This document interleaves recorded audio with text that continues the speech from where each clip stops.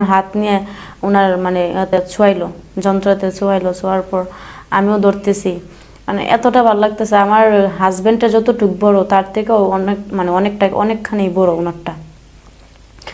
তখন আমি বললাম যে দেখেন আপনি যে বাসুর আমার, সেটা আমি ভুলেই গেছি, এখন আমার দোষ হচ্ছে না, আসলে আমার প্রচুর পরিমাণ। জামাইয়ের ভাইয়ের সাথে মেয়েটার কিভাবে শারীরিক সম্পর্ক হয়েছিল পুরো গল্পটা শুনে যান। আসলে আমার ফ্যামিলি থেকে বিয়ে দেয়, একটা ভালো ফ্যামিলিতে বিয়ে দেয়। তারা হচ্ছে দুই ভাই, একটা বড় ভাই আর আমার হাজব্যান্ড হচ্ছে ছোট 2 নাম্বার। ওরা ভাই নাই, ওরা দুই ভাই, আর ভাই বোন কোনো নাই। তো বিয়ে দেওয়ার পর ভালোই সংসার কাটে, যেরকম একটা রোমান্টিকতা ফ্যামিলি। আমার হাজব্যান্ড অনেক রোমান্টিক, মানে যখন যেটা মানে তার ইচ্ছে সেটাই করে। খাবার দাবার সাজগুজু কোনো দিক দিয়ে আমাকে অভাব দেয় না, সব দিক দিয়ে মানে আমাকে খুশি রাখে। তো বিয়ের 1 মাস পর সে আমাকে বলতেছে যে শোনো আমরা ঘুরতে যাব। তো বললাম কোথায়? তখন বললো যে ফ্যামিলি সহকারে আমরা ঘুরতে যাব। আমি বললাম তাহলে ঠিক আছে চলো। তখন আমার যে বাসুরে খুব সম্মান করি, তবে আবার বাসুর আমার সাথে মানে ফাইজলামি করে কথা বলে, মজা করে। আমি তাকে অনেক সম্মান করি যথেষ্ট পরিমাণে। তো বাসুরে বলতেছে যে বৌমা আমরা তো সবাই ঘুরতে যাচ্ছি, তো তোমার কি কি লাগবে? তো আমি বললাম যে ঘুরতে গেলে কি কি লাগে আবার, যে আছে না নতুন পোশাক পাতি, তোমার কি লাগবে? তো আমি বললাম যে আমার কিচ্ছু লাগবে না। তো আমার হাজব্যান্ডে আবার বাজার থেকে আমাকে নতুন ড্রেস আপ শাড়ি এগুলো কিনে দিচ্ছে, নতুন জায়গায় যাব, যেগুলো আছে ওগুলো নিবা না, ওগুলা দিয়ে যাবা, মানে তার পছন্দের মতো আমার চলতে হবে। তো 2-3 দিন পর সবাই ফ্যামিলি সহকারে আমরা ঘুরতে গেছি। ঘুরতে যাওয়ার পর সেখানে অনেক ভালোই সময় কাটে। আমার হাজব্যান্ডও আমাকে অনেক জায়গায় ঘুরায়। আমার বাসুর যে আছে, বাসুরের বউ, বাসুর ওরা একসাথে ঘুরে। তো সেটা ভাইবা নিচ্ছে হানিমুন, মানে যেখানে আমরা ঘুরতে গেছি সেইখানে হানিমুন করবে। তো অনেক ঘোরাঘুরি করার পর রাত হয়ে গেছে। রাত হওয়ার পর সবাই একসাথে খাওয়া দাওয়া করলাম, করার পর সে আমাদের রুমে যায়।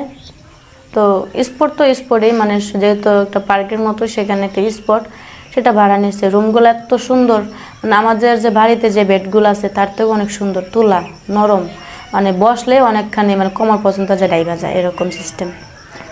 তো আমার হাজব্যান্ডটা আবার বলতেছে যে দেখো এত সুন্দর বিছানা পাইছি, আজকে অনেক মজা হইব আমাদের।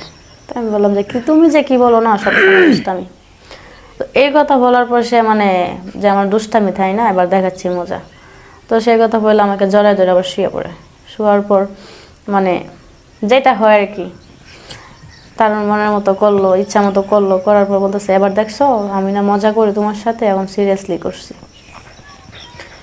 তো 2-3 বার করার পর আমাকে ডাকতেছে আমার বাসুরে, যে কখন থেকে ডাকতেছি তুমি শুনো না কেন? তো বললাম যে রুমের ভিতর কিছু শোনা যায় না, জানলা খুলে রাখবা, জানলা দিয়ে কেউ যাবে না, তুমি জানলা খুলে রাখবা, স্পটে তো আমরাই আছি একা। তো বললাম আচ্ছা ঠিক আছে, যে কিসের জন্য ডাকছেন? যে পানি দেওয়ার জন্য, সবাই ঘুমায় পড়ছে, তুমি একটু পানি দিয়ে আসো আমাকে। তো রুমের ভিতরে পানি দিয়ে আসলাম, বাসুরকে দিয়ে আসার পর রুমে আসলাম। তো আমার হাজব্যান্ডটা এমন পাগলামি করতেছে, সে মনে হচ্ছে যে হানিমুনে আসছে, অনেকবারই করবে। 2-3 বার করার পরও তার হয় না, সে আবারও ধরছে।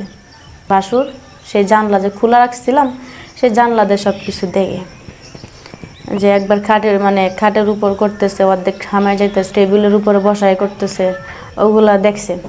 দেখার পর আর উনি তো আর সইতে পারে নাই, সারা রাত নাকি ঘুমাই নাই। এরকম সকালবেলা একটা গল্প করতেছে যে আমার বাসায় যেতে হবে, আমি আজকে সারা রাত ঘুমাতে পারি নাই। যে বাসুর কিনা আমার দিকে 2-3 বার তাকায়, সেই বাসুর মানে সেকেন্ডে আমার দিকে তাকায়। তো আমি ভাবলাম মনে মনে যে কি দেখলো এমন, আমার দিকে এমন করে তাকায় থাকে কেন? মনে মনে ভাবলাম যে বাসুর কিছু একটা দেখছে হয়তো, নাকি রাত্রেবেলা আমরা যে এরকম করছি শব্দ শুনছে, শব্দ শোনার তো কথা না। তো সে যেটা দেখছে সেটা আমি ভাবতে পারি নাই। তো আমরা সবাই গোসল করতে নামলাম। আমার বাসুরও মানে যেহেতু তার ছোট ভাই আমার কাছে আসে না, দূর থেকেই মজা করতেছে যে আজকে থেকে আমরা সবাই ফ্রি, কেউ কোনো আপনি তাপনি না, সব তুমি, এরকম বলতেছে। তো আমরা অনেক ঘোরাফেরা করলাম। করার পর বাড়িতে গেলাম। বাড়িতে যাই এক পর্যায়ে আমি সুইমিং পুলে ভিজা গোসল করছি, ঠান্ডা লেগে গেছে। তো আমার হাজব্যান্ডে বলতেছে যে এইভাবে তোমাকে না করছি, এত ডুবাইও না, তুমি পানিতে বেশি ভিজছো, তার জন্য এই ঘটনাটা হয়েছে, বেশি পাগলামি করো ওই জন্য। তো আমি বললাম যে রাত্রে যে 5-6 বার করছো, 5-6 বার আমার গোসল করাইছো, একবার করে বলছো যে আর করবো না, গোসল করে ফেল। তো এরকম রাত্রেবেলা দুইজনে গল্প করতে করতে তখন অনেক রাতি হয়ে যায়। তখন আমরা দুজনে জড়াই ধরে শুয়ে থাকি। শুয়ে থাকার পরে সকাল হয়, এক ঘুমেই সকাল হয়ে যায়। তখন ওইটা রান্না বান্না করি, খাওয়া দাওয়া করি। তো আমার হাজব্যান্ড আবার দোকানে চলে যায়। দোকানে চলে যাওয়ার পর আবার এই ফাঁকে আমার মানে বাসুরের যে বউ, সে বলতেছে যে আমি একটু বাড়িতে যাব, আমার দরকার আছে, বাড়িতে যাই ঘুরে আসবো। তো বললো আচ্ছা ঠিক আছে যাও। তো বাসুরও সুযোগ পাইছে, যেহেতু আমার প্রতি তার খায়েশ অনেক, যেই আমার বাসুরের বউ বলছে তখনই পাঠাই দিছে বাড়িতে। তো বাড়িতে কেউ নাই, আমার বাসুর আর আমি আর শাশুড়ি আর আছে, এরা তো এদের মতোই, এত কেল বাদ দিয়ে আসি রুমের ভিতর, ঘর থেকে বেরই হয় না। তো বাসুর আমি রান্না করতেছি, আমাকে বলতেছে যে বৌমা দুরু সরি, বৌমা কিসের, আমি তো ওখানেই বলছিলাম তোমাকে তুমি বলবো। দেখো ইতি, তোমার আমার খুব ভালো লাগছে, আমার ছোট ভাইয়ের বউ, তারপরও আমার কেমন এটা বলাটা ঠিক হয় না, তাও তোমাকে আমার খুব ভালো লাগছে। তুমি যে গোসল করতেছিলা সুইমিং পুলে, তুমি যে ভিতরে কি পড়ছো না পড়ছো সব দেখা গেছে। আসলে ওইখান থেকেই আমার মানে আমার যন্ত্র তখন থেকে খালি মানে দাঁড় হয়ে রয়েছে, খারাপ হয়ে রয়েছে, আমি মানে নিবাইতে পারতেছি না, আমার জ্বালাটা কি করব বুঝতেছি না। তো আমার বাসুরে এই কথা বলে ফেলেছে, আমি লজ্জায় কি করব, রুমে চলে গেছি। চলে যাওয়ার পর উনি আমার হাত ধরতেছে, দেখো তুমি আমার সাথে একবার থাকো, বিষয়টা কেউ জানবে না, আমাকে বলতেছে।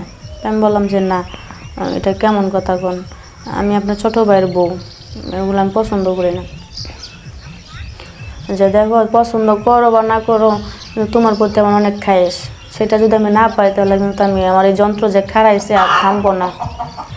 তো আমি বললাম যে দেখেন, আপনার ভাই যদি এসব বিষয় জানতে পারে তাহলে কিন্তু খুব মারাত্মক ঘটনা ঘটে যাবে। দূরও জানবে না, শোনো আমার যে সম্পত্তি আছে সেটা কিন্তু তোমার জামাইয়ের না, আর আমার ছোট ভাইয়ের না, সব সম্পত্তি কিন্তু আমার টাকা, আমি বাইরে থেকে যেগুলো করে আনছি সব কিন্তু আমার। তুমি যদি আমার সাথে এরকমটা করো, মানে লুকায় মানে গোপনীয় সম্পর্কটা রাখো, তাহলে তোমার নামে আমি মানে তোমার হাজবেন্ডের নামে সম্পদ আমি করে দেব অর্ধেক, তার মানে তুমিও পাইলা। তো আমি চিন্তা করলাম একদিকে আমাদের ভিটা নাই, ঘর নাই, যদি আমার ভাসুরে এইটুকু দেয় তাহলে তো অনেক অনেক বড় উপকার হবে। তো আমি বললাম যে আচ্ছা ঠিক আছে, আপনি যা বলবেন তাই। তো বাসুরে এই কথা বলতেছে একদিকে তার প্যান্ট খুলতেছে, খুলে সেটা নিজেরটা নিজে ধরতেছে আর কথা বলতেছে, আর আমার নজর তো তার ওইদিকে, মানে সে যে কথা বলতেছে ওইদিকে না, আমার নজর তার দিকে। তো আমি বলতেছি যে আপনি এটা কী করতেছেন, মানে কথা বলার ধুন্দে ধুন্দে আমার হাত নিয়ে ওনার মানে এতে ছোঁয়াইলো, যন্ত্রতে ছোঁয়ার পর আমিও ধরতেছি, মানে এতটা ভালো লাগতেছে। আমার হাজব্যান্ডটা যতটুকু বড় তার থেকেও অনেক মানে অনেকখানি বড় ওনারটা। তখন আমি বললাম যে দেখেন, আপনি যে বাসুর আমার সেটা আমি ভুলেই গেছি, এখন আমার দোষ হচ্ছে না, আসলে আমার প্রচুর পরিমাণ, আমার হাজব্যান্ডেরও আমারও যখনই ইচ্ছা তখনই করি, কিন্তু বাসুরের যন্ত্রটা যে বড় তার জন্য আমার খুব ইচ্ছা হলো যে ওইটা আমি লাগাবো। তখন বাসুরও কিন্তু আমার প্রতি খুব খায়েশ, মানে আমি সুযোগ পাইলে সে লাগাবে আমাকে। তখন বিছানায় গেলাম, যাওয়ার পর এমন পাগলামি করতেছে, সেই তার ভাইয়ের মতোই করতেছে পাগলামি, কিন্তু তার থেকেও বেশি করতেছে, এমনভাবে জড়ায় ধরে মানে দইরাই সেখানেই মানে ইচ্ছা মতো। তখন আমাকে বলতেছে তোমার প্রতি আমার খায়েশ ছিল, মিটছে, কিন্তু জানি না কিছুক্ষণ পরে কি হবে। তো কিছুক্ষণ পর উনি গেছে, ঘর থেকে বেরোয় আমারও খুব ভালো লাগছে, মানে এমন একটা শারীরিক সম্পর্ক, জামাইয়ের থেকেও মানে ভালো কিছু পাইছি, এই জন্য আমিও জানি কেমন হয়ে গেছি। তো আমি বললাম কি করব না করব বুঝতেছি না, যদি কেউ দেখেও ফেলায়, এরকম একটা চিন্তা ছিল মনে। তো আমার ভাসুরের যে রুম থেকে বের হয়ে গেছে, যাই ধোয়ার পর আমি আবার ডাকতেছি। তো উনি আমাকে বলতেছে দেখো আমার এখন দাঁড়া হবে না, মানে কারা হবো না, কিছুক্ষণ পর আধা ঘন্টা পর আসতেছে। কিছুক্ষণ দৌড়াদৌড়ি করলো, করার পর আধা ঘন্টা পর আবার আসছে, আধা ঘন্টা পর আবার ওই রকমটা আমরা করছি, আকাম করছি। করার পর যাই একটু শান্ত হইলাম, অনেকক্ষণ ঘুমাইলাম, উনি ঘুমতে চলে যাওয়ার পর ঘুমাইছি। ঘুমানোর পর দেখলাম আমার হাজব্যান্ড আসলো, খাবার দাবার দিলাম, খাওয়া দাওয়ার পর আবার চলে গেছে। তো ওরকম কিছুদিন চলে, রেগুলারই আমার সাথে এরকমটা হয়, আমিও এরকম করি। তো আমার হাজব্যান্ড একদিন বুঝতে পারে যে তুমি এমন করো কেন, রাত্রে তোমাকে ধরলে, তুমি তো এমন ছিলা না, যে কিনা রাত্রেবেলা আমাকে না ধরে তোমার ঘুম হয় না, আমাকে মানে জড়ায় না ধরো তোমার ঘুম হয় না, সেই তুমি এখন আমাকে ছাড়া তুমি ঘুমাও, মানে কিচ্ছু মনে ফিলিংস নাই তোমার, কি হয়েছে তোমার? তো আমি বললাম যে কিছু না, আসলে ওই দিক দিয়ে বাসুরে দিয়ে ক্লান্ত হয়ে যায়, এদিকে ওরে কেমনে দিব আমি, এরকম। তো এরকম চলতে থাকে, হঠাৎ একদিন আমার হাজব্যান্ড মানে দোকানে যাওয়ার কথা বললেই বের হয়, কিন্তু চাবি নিতে ভুলে যায়। তো এই সুযোগে আমার বাসুরে খেয়াল রাখে যে কখন বের হবে আর কখন আমার রুমে আসবে।